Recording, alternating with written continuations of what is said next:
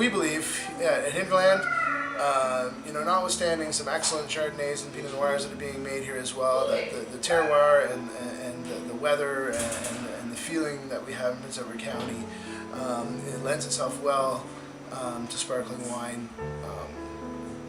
I think probably the best way to describe it so far is that we have picked in 07, 08, 09, and 2010, and we haven't yet had to adjust our juice with acidity or any chaptalization, which to me says that we're getting good ripeness, proper ripeness inside a season. So far, and that's in the vineyard. Now the wines so far, and my wine's notwithstanding, I've tasted some other excellent sparkling wines from other wineries. There's a certain bit of acidity, this raciness that just smacks so much of champagne that it just seems natural that we continue to do this. We hear other wineries are planning to do it. We're excited about that too, to see what other people's results are.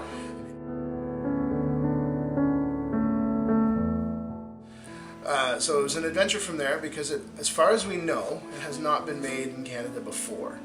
So we were forced to figure out, the techniques. It's a bit of a vin d'effort. There's a lot of winemaker hand in this wine.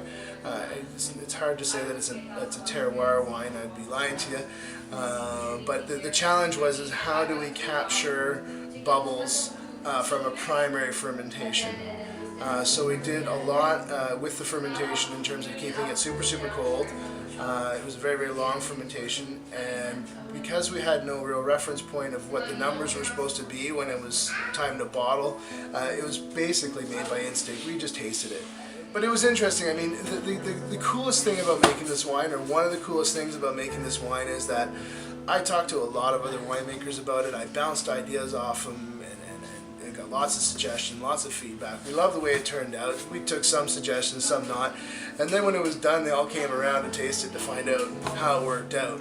And it was really neat. It was neat to have that sort of sense of community around the pioneering wine, but it kind of is a parallel to the pioneering spirit that we have in the county at the moment, just trying to figure out what our terroirs are and what we can do with the grapes that we get off.